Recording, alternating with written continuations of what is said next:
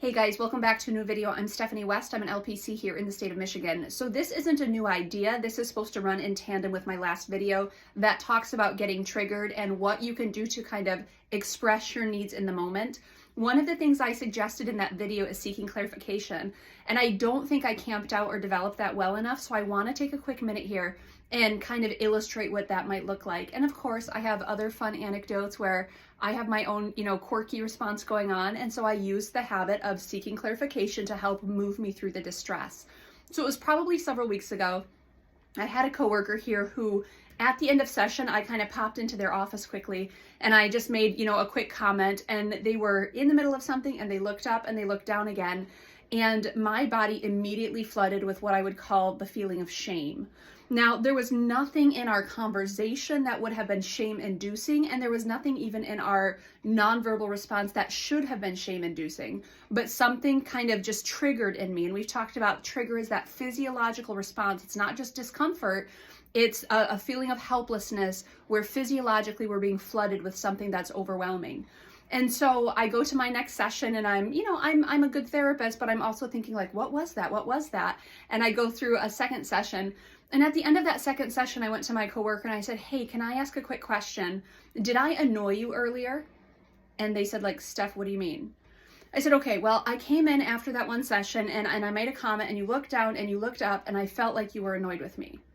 And they said, nope, that wasn't a thing. And I said, well, my body said it was a thing. So I just want to seek out like clarification. I didn't annoy you. And they're like, no, that I was in the middle of something. I looked up, I was kind of caught off guard. I was confused, but then I got back to my work. No, you did not annoy me. Right? So ideally I'd be able to let it go, but I'm still trying to organize. Okay, it felt like I did something. They said I didn't do something. What's really nice about this coworker is they've worked with me a while. They know I'm quirky. And so I packed up, I left for the day. And a little while later, they called me and they said, okay, Steph, one more time, that wasn't a thing.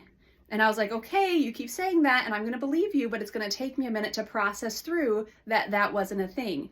And they said, yes, I was confused. I was not annoyed.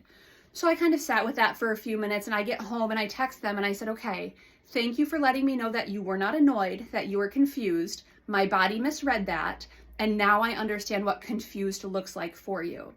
The really cool thing is going forward, if I am in that dynamic with them again, and they have a look on their face, I'm going to automatically seek clarification. Hopefully, that's ideally, where I'll say, ooh, that was confusion, right? I've confused you again.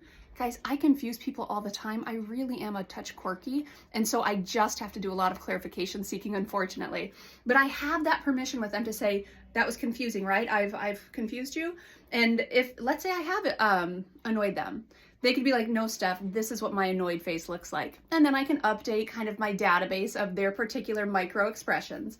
But the important thing is there's this friendship there that I want to protect.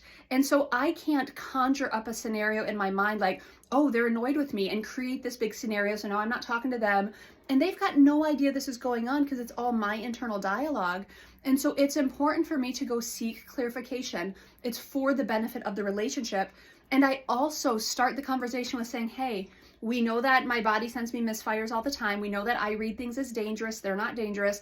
We know that I have some stuff that I'm working through. Can I quick get clarification? Were you annoyed with me? And usually they're like, no, that wasn't a thing. So I work with my clients often on seeking clarification.